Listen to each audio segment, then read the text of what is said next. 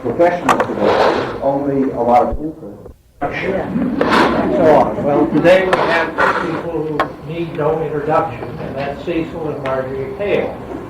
And I'll tell you how it came about that I thought about this.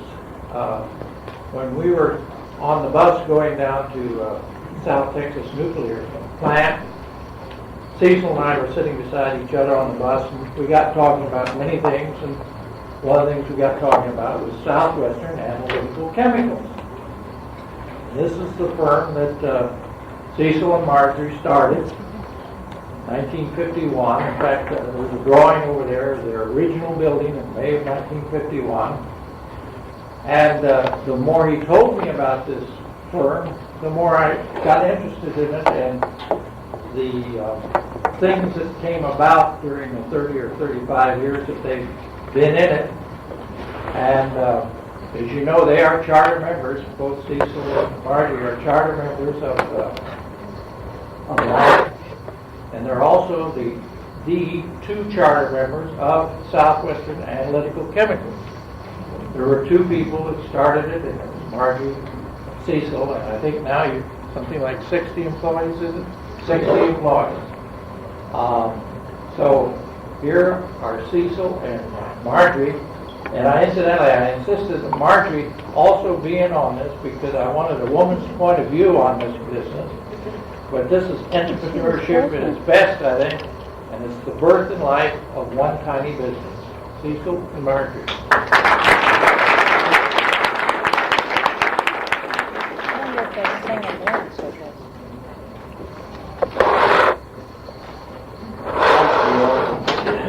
You didn't learn anything else from that. You should have learned that when you're riding on a bus with Bill Warren, keep your mouth shut.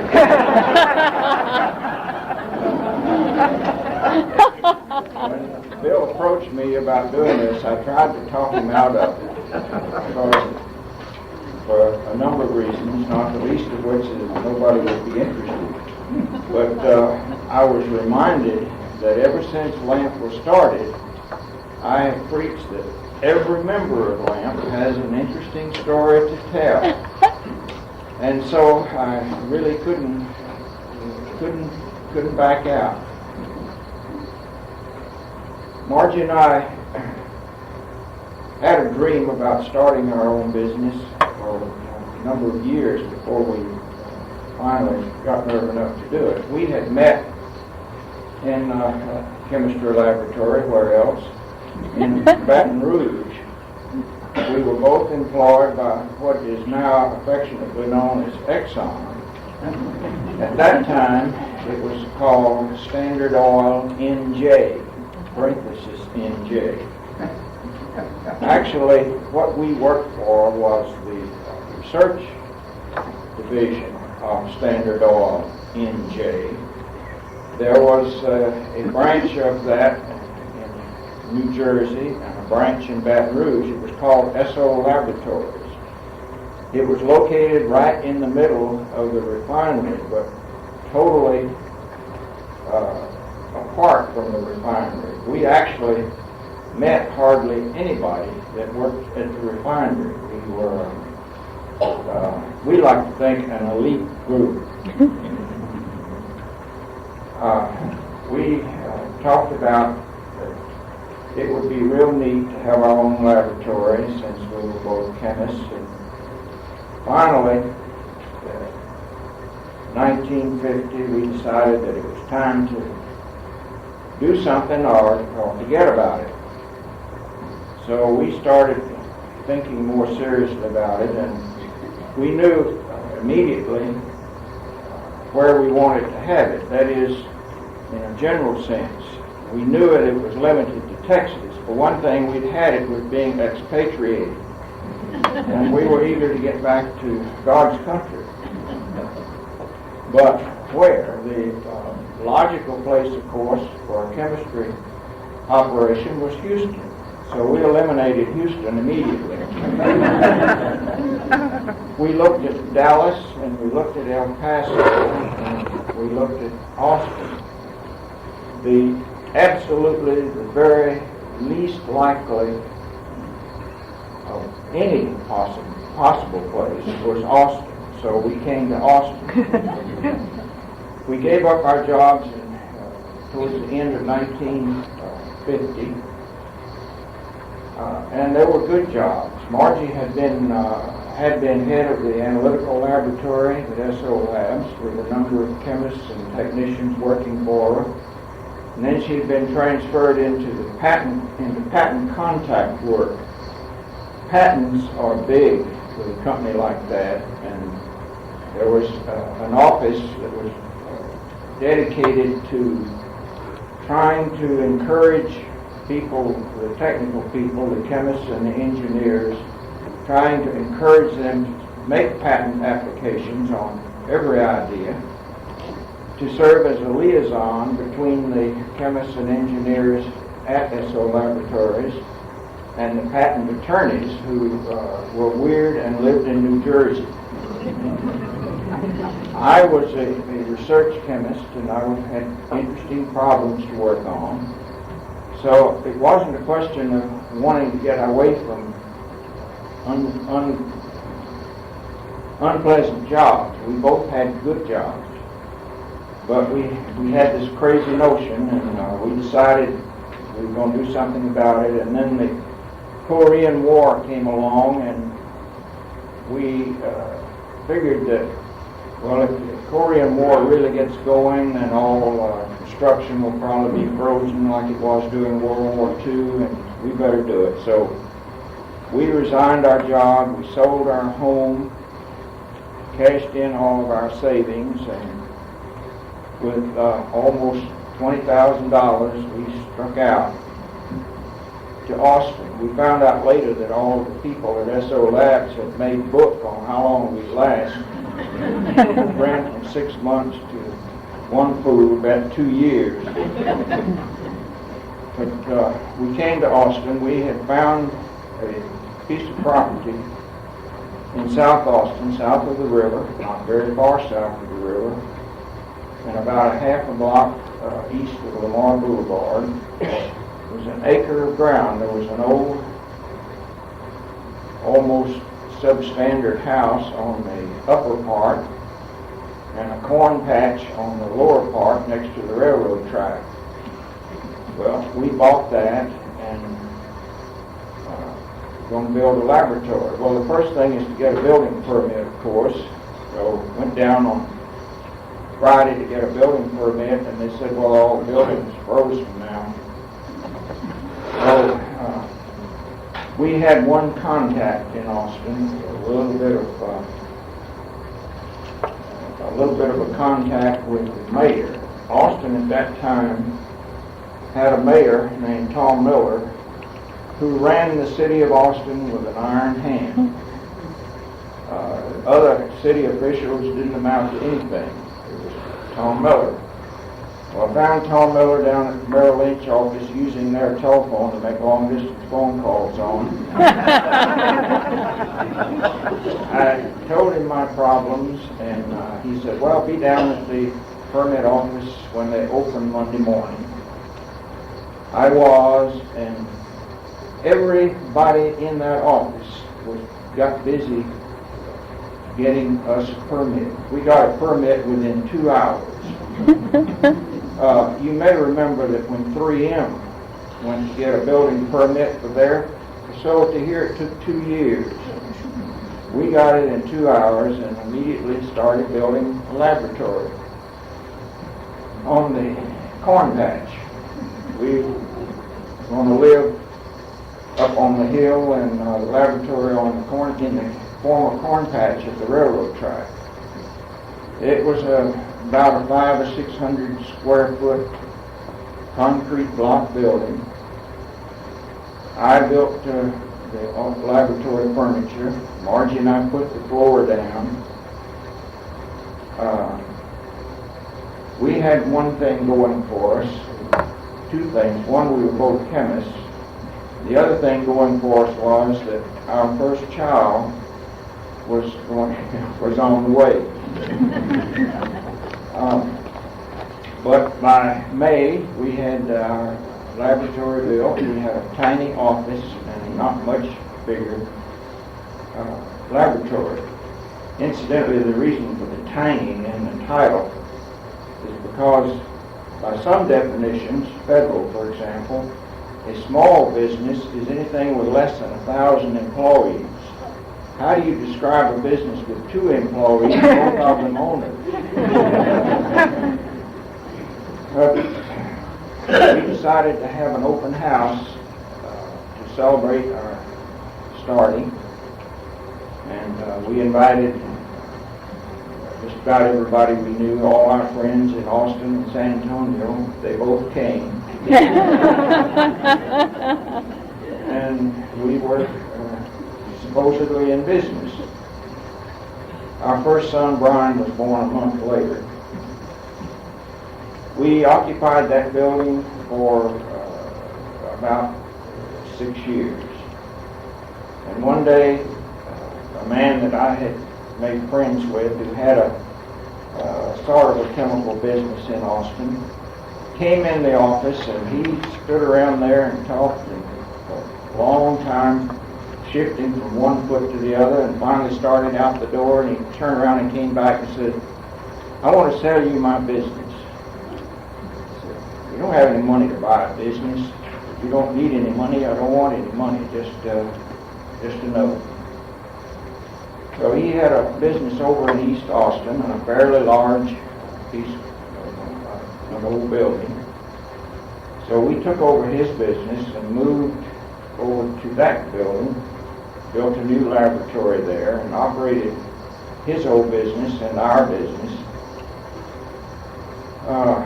for a number of years. The reason he wanted to sell is because he was threatening to become 60 years old. And he figured that he didn't have much longer to live, and he wanted to get out and live. He lived 25 more years. And he did a lot of living. He traveled all over the country and to Europe. And he got remarried. He had quite a 25 years. Then, 11 years later, we moved to the present location, which was again in South Austin, in a building that we bought 8 acres of land.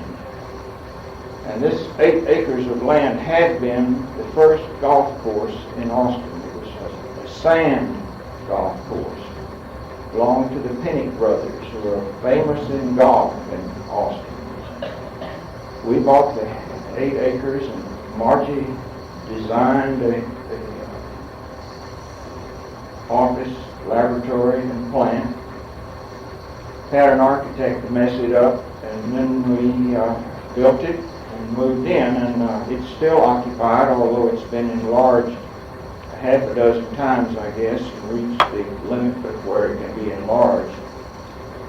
The company now has a plant in Cleburne, and those of you who went on the nuclear trip last week went through Cleburne. A new plant there built on 60 acres and has 65 employees. Margie, I'll let you talk a while. And Cecil told you we had this dream, and actually it was a nightmare, but we didn't know at the time. One of the things that we thought would be easy to do, we'd find this place, since none of our business we anticipated would be in Austin, or probably not even in Texas. It didn't make any difference what we looked like. It was just a place where we could be. So that winter, we spent the winter getting ready for a baby to be born with no income and spent a lot of outcome. But we spent the winter reading American Men of Science. Cecil was a polyrographer at Cecil Hale, which is an expert who uses an instrument named the fluorograph. It's a drop of mercury electrode. And so he would buy chemicals to use with it from a place like Eastman. And the chemicals that you can buy were so impure that you spend weeks purifying that so you could use them. And after you made the order, you'd wait 6 weeks to 2 months or maybe 3 months or so before your order would be filled. So we figured there weren't very many polarographers in the world, and we knew the names of many of them, that our little bitty niche was too little for the big companies to worry about. We would invent a company, make this very, very highly purified line of quaternary ammonium compounds that Cecil will tell you about, as a sort of a toe in the door. And if we could just find somebody to sell them to, that we could make them. And if we find somebody to sell them to, we'd be in clover. So we read the American Men of Science and designed a flyer and sent it out with our fingers crossed. And sure enough, our first order, just before our open house, was from MIT. We'd sent one of the flyers to one of the polarographers at MIT. And we thought, oh boy, this is great. We'll sell to the top of the herd, because everybody knew about MIT. So we were so excited that we closed up the lab and went to a movie that we couldn't afford. But the publicity, the only thing we had going for us was direct mail. And so that's the way it stood for a long time. Our first order, as I said, was MIT. And we didn't anticipate one of the problems we had. Eventually, the word spread that this very highly purified line of chemicals is available. And the orders started coming in multiple languages. So people asked if we had translators. We didn't. We were the translators. Cecil and I read French and Spanish and German. And if you read Spanish well, you can read Italian well enough. If you read French and Spanish, you can cope with Portuguese. So we were in pretty good shape. And fortunately, the Japanese sort of translated theirs. We didn't have to learn Japanese. But so we were coping there. But one of the first things that nearly threw a monkey wrench in this was a postcard. I've got a copy of it here. Just an ordinary looking postcard. And on the back side was the order. It was from Germany, and the efficient Germans again. They had printed their order on one side, and they put the check on the other, and they said to endorse the postcard and deposit.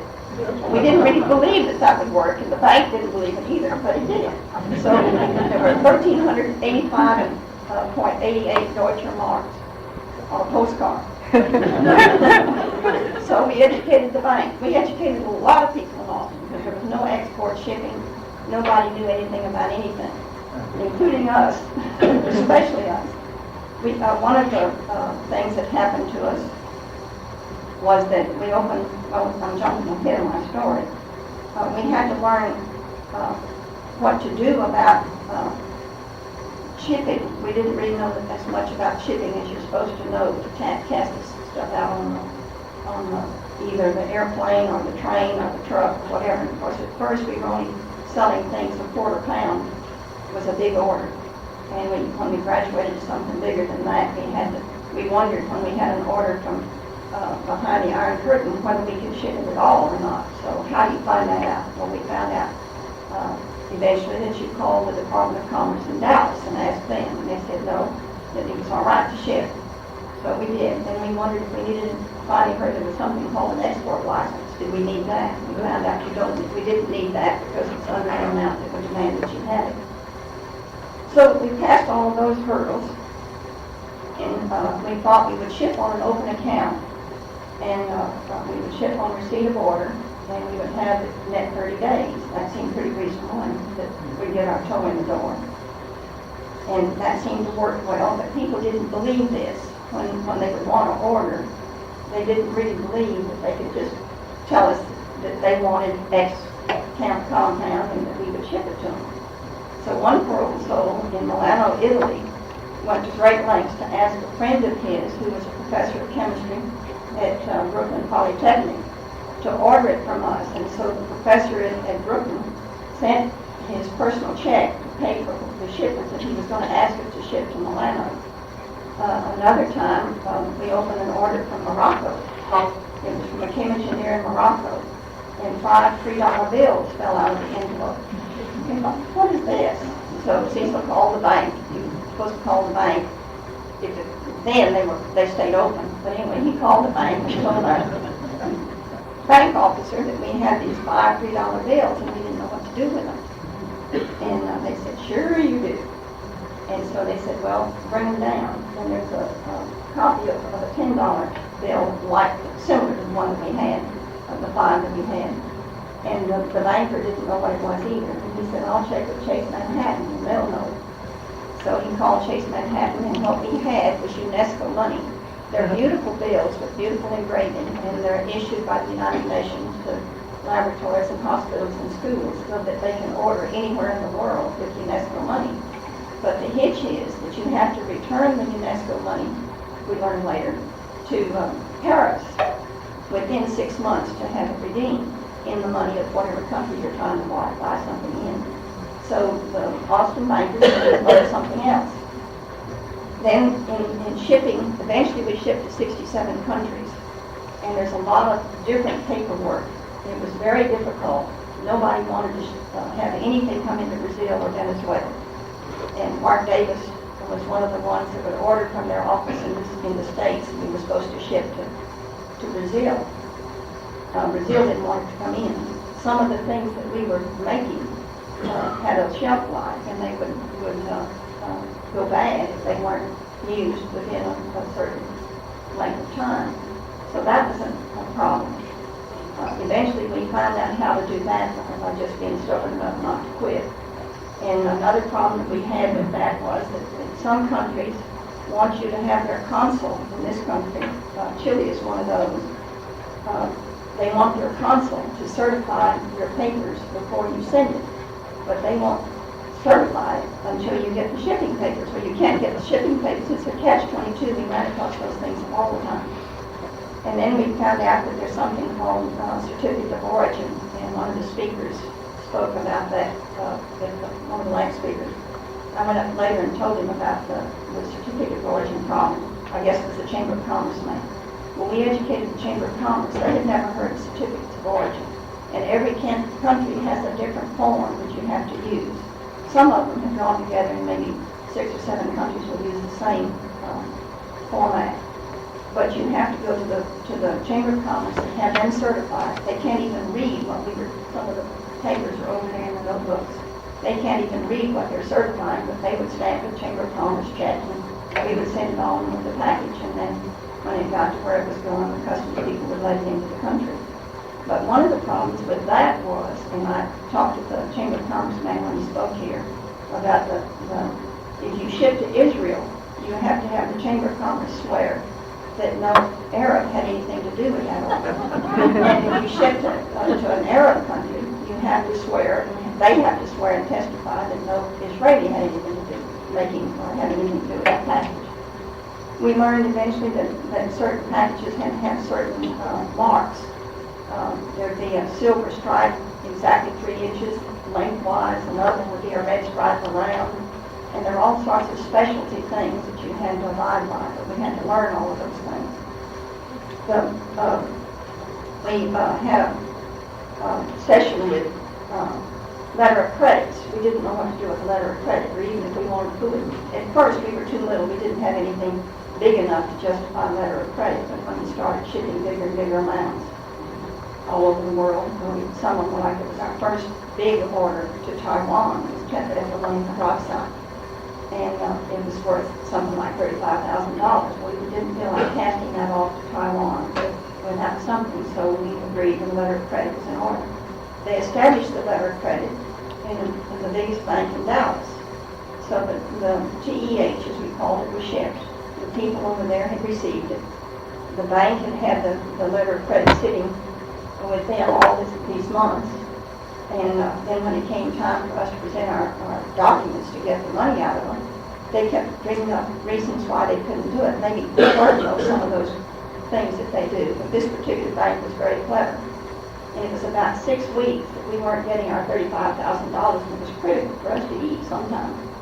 So finally, I told Cecil that I was going to send them an invoice. He says, "You can't do that." I said, "I will. I'm going to send them an invoice for the interest they owe me." So I got a response almost instantly. One of the vice presidents called. He wondered what the problem was. And I said, "Well, we've had this letter of credit," and I gave him the dates and the details on it. He said he'd check into it. Well, he called back and said it'd been mailed the day before. So it'll be tomorrow's mail. And I said, "Well, I hope so. It wasn't in tomorrow's mail, so I called him back. And so he said, well, he couldn't understand it. So he called back the next day and said it had been returned. It had the wrong address on it. So, unbelievably, I got the money from the bank for the interest on holding my money too long. Cecil couldn't believe it, and I shocked him. We had another problem.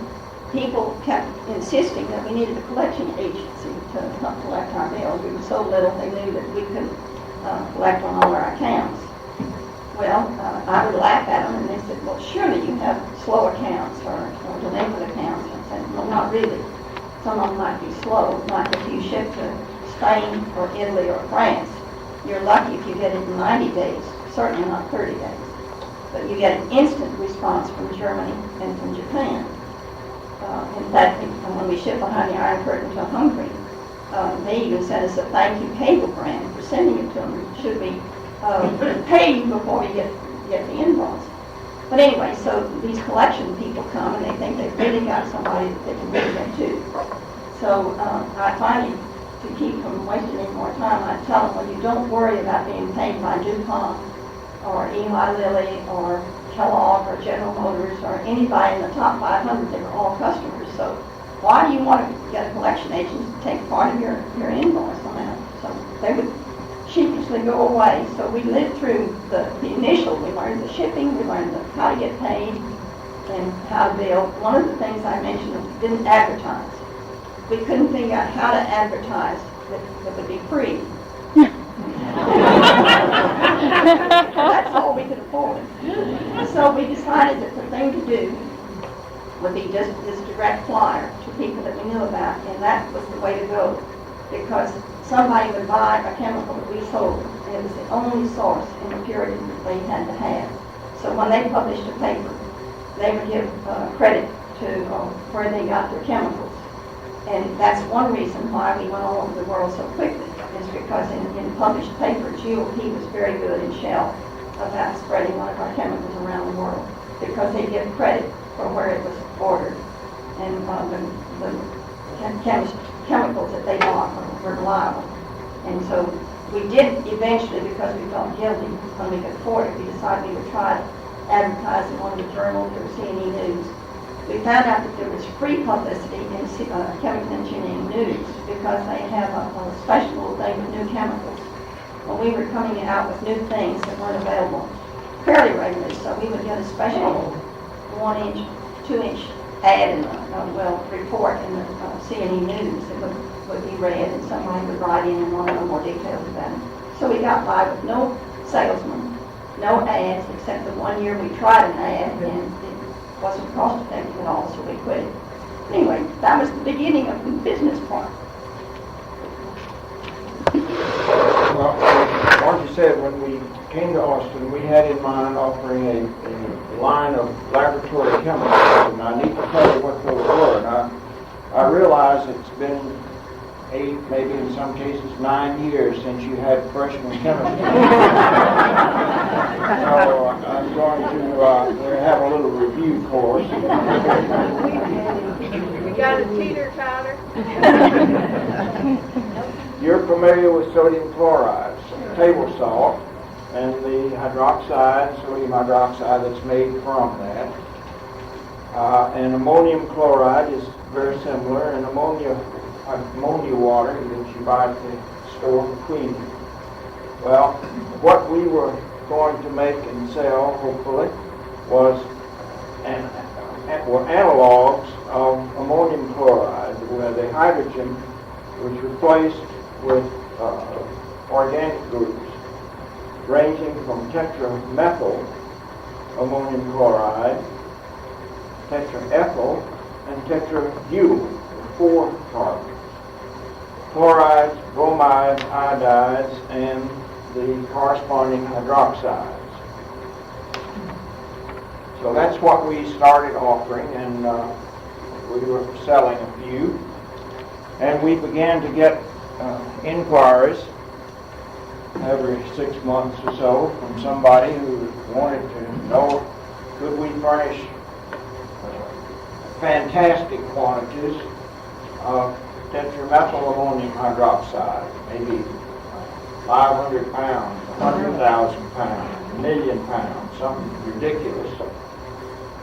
The way for making the hydroxides for laboratory chemicals was to treat one of these salts with a silver compound. You can guess what it would cost to make 1,000 pounds using a silver compound in the method. So I started working on other ways for making tetramethyl ammonium hydroxide, and worked out a scheme that did not use silver.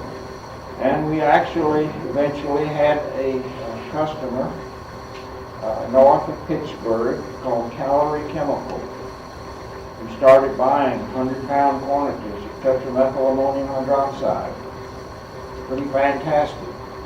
Unfortunately, they were buying it to use in the boron bomber. I don't know if any of you all remember the boron bomber. It was a highly exotic kind of bomber, and Congress killed the whole scheme, so that was the end of that.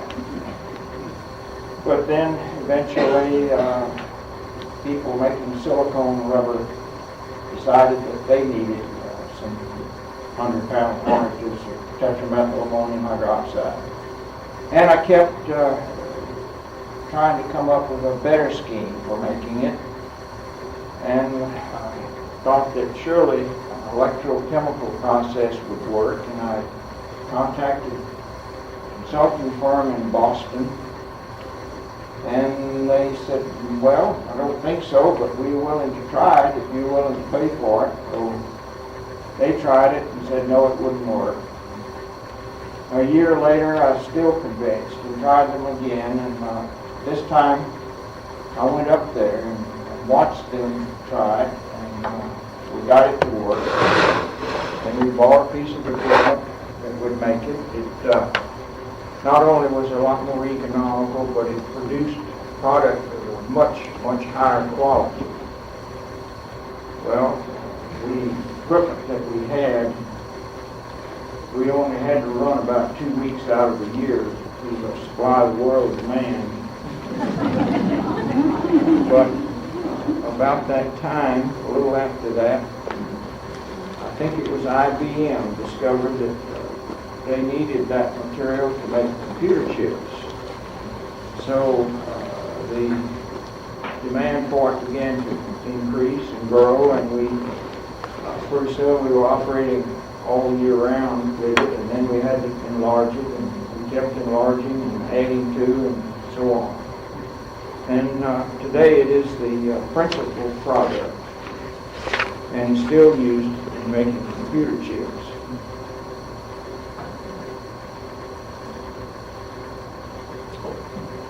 What about this product? The other, no, I might mention that not a single one of these combinations of chemicals at the time that we started in business here, not a single one of those had any kind of a commercial application. They were strictly laboratory chemicals. Today, at least a half a dozen of them are commercial chemicals. Do you have a factory right there? No. Patents have a bad way of telling somebody the recipe of how they can go into competition with you. We were so little, somebody across the world or across the country could see our patent application, and since I've been in patent work, they would look at it, and you have to spell out everything, all the ramifications and what you tried and everything. So they just go over here and try. Yeah. And if we don't know what they're doing, and they can, we decided we were safer keeping our secrets to ourselves. But one of the things that kept us from starving to death, Cecil and I are both analytical chemists, and we knew that we didn't have a customer yet, and we didn't know for sure we ever would. We knew that we were young enough, maybe, if we got this thing out of our system in about 2 or 3 years, we'd be young enough to go back into the industry. We thought we could get good jobs back again after this foolishness got out. But anyway, so we decided that in the meantime, that we would do analytical work.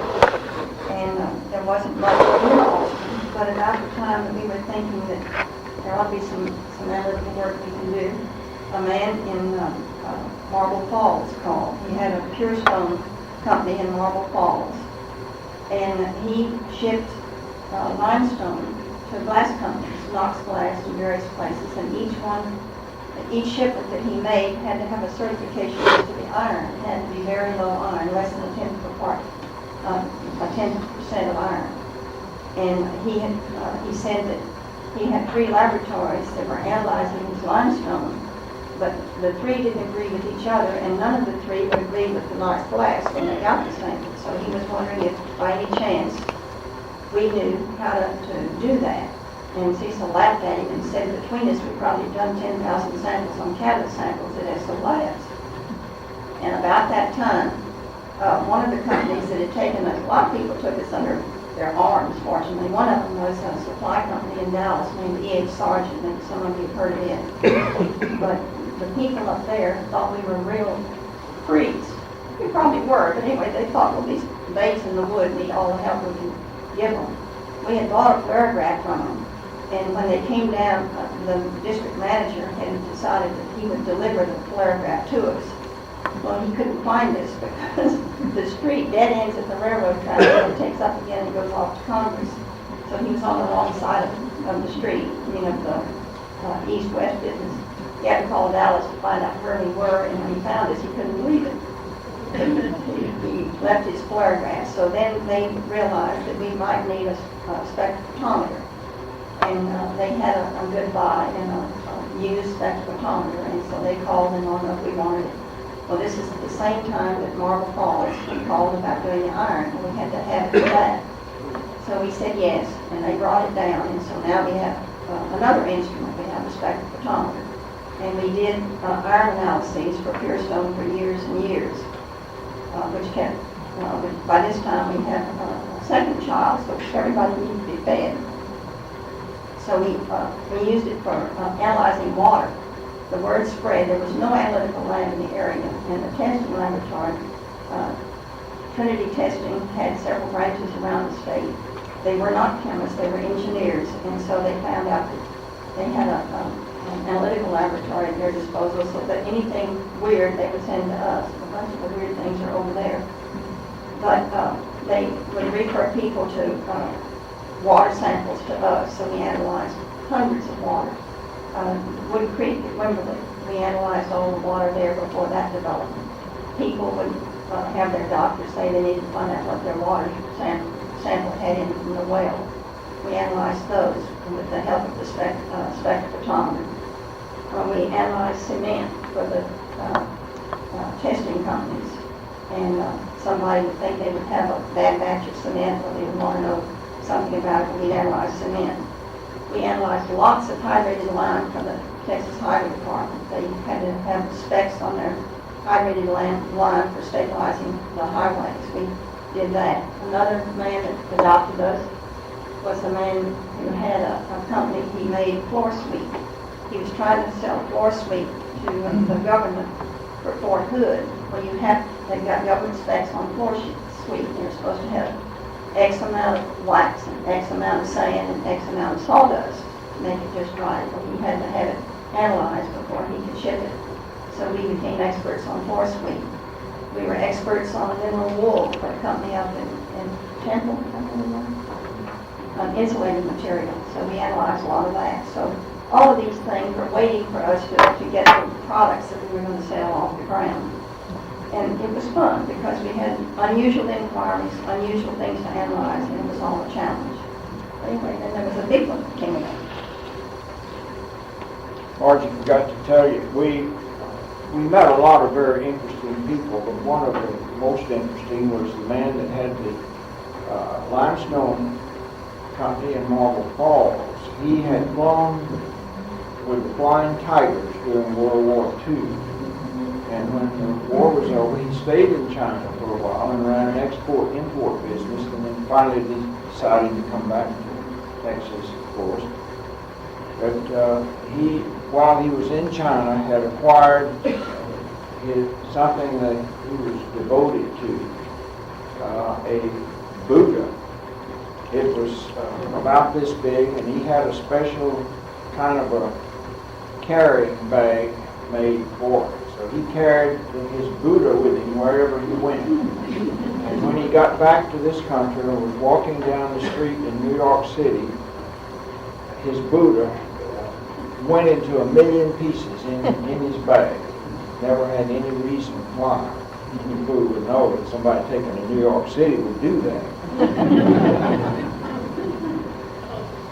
One of the samples that came in the front door one day was from Lockhart, and it was some grease. There were some farmers in the Lockhart area whose cows were dying, and they had consulted Texas A&M. The A&M had told them that they were dying of something called X disease. They didn't know what it was, but it was some kind of disease. Well, they thought that what maybe was causing X disease was really poison from a chlorinated hydrocarbon. You know, chloride exists in two different ways. There's this kind of a chloride, and then there's chloride that's connected to a carbon.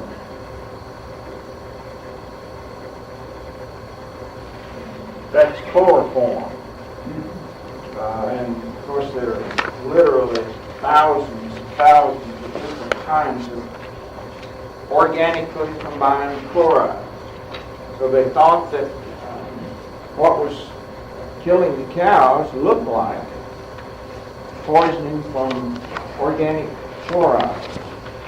Well, the only place they could think of it might be coming from was the grease from the mixing mill, feed mixing mill. So they brought some samples of that grease to us to analyze for organic chloride, parts per million. Very difficult kind of analysis to make, and we didn't know how to do it. But I remembered having read an article recently about somebody who developed a scheme for converting this kind of a chloride to that kind of a chloride, which is easily measured. So I looked up the article and made some of that reagent that did that, and it worked on the grease, and indeed it did have some organic chloride in it. And incidentally, shortly after that, there was a big article in Time magazine about a feed company in Fort Worth who had the same problem. Their grease was killing cows, and it almost bankrupted the company in making restitution to cattle raisers around the area.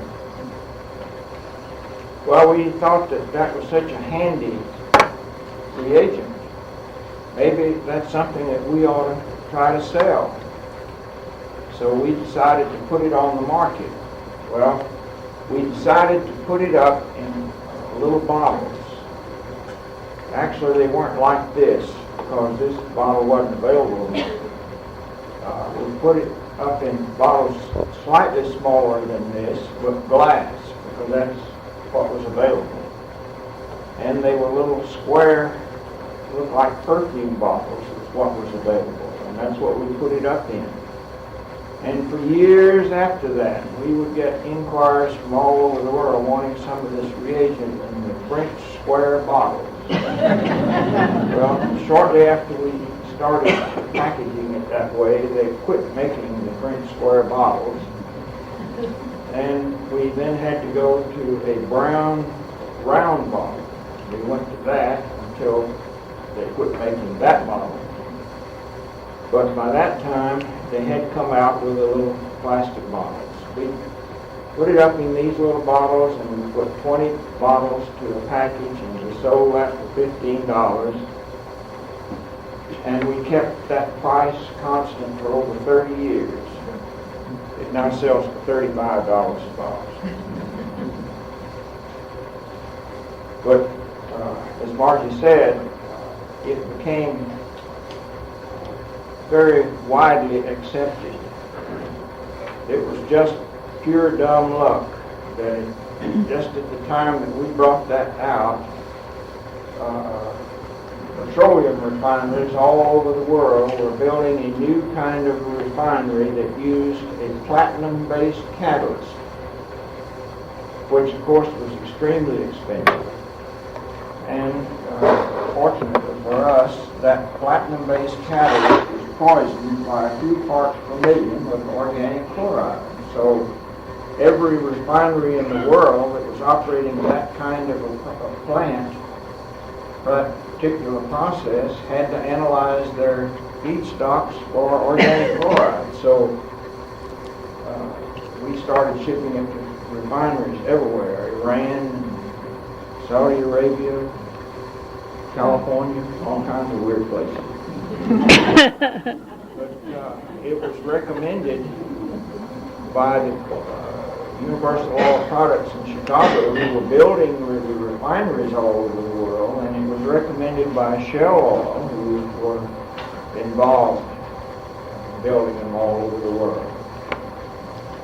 So it became the chemical for analyzing, for controlling that feedstock. It saved the time, cut the time for making that analysis from 2 or 3 hours down to about 30 minutes, and made it possible for just technicians to do it. So that was a very lucky thing that we brought that product on the market, and it's still on the market, and they're selling like 100,000 bottles a year now, after all these years.